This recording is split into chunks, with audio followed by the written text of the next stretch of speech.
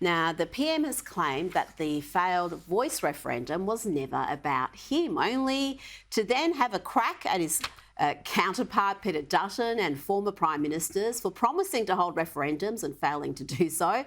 Anthony Albanese also declared that we need to find a different path to achieve reconciliation. Patrick, he's still funding the Makarrata, the Treaty-Making Commission. Is that the new path? Is that the answer to reconciliation?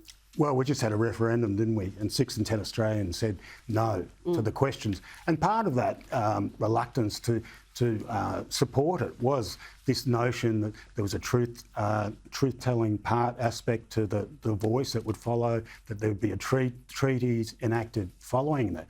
People were suspicious. And people, I think every decent Australian believes in reconciliation. They don't believe in looking backwards and sort of, being forced to feel shame or guilt.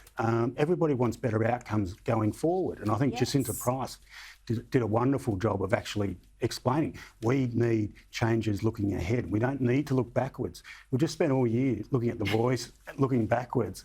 We're sick of it. We're fatigued. We want to move on. And everybody wants reconciliation, but this is not it. I don't think it's and like you said, the Australian people have spoken. It's unequivocal. It wasn't close. Yes. And yet we're going down this treaty-making. Like, why are we having this? When we know if you voted no to the voice, then if you were having a referendum on the treaty, it would be, what, 9 out of 10 voting no? The figures would be even more emphatic.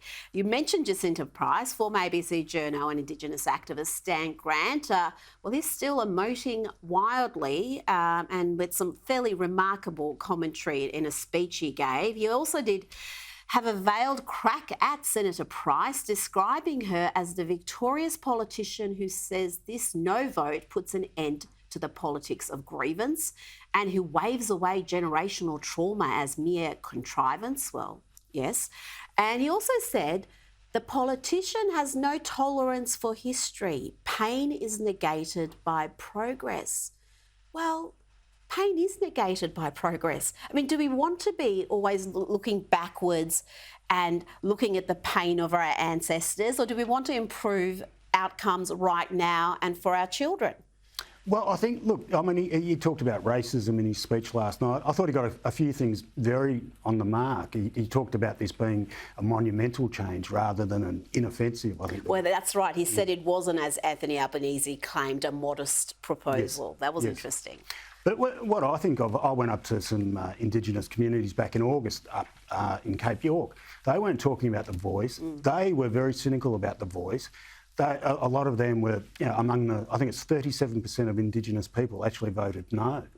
Are we going to call them cold-hearted? Are we going to call them racist? It's silly, and it is time to move on, really.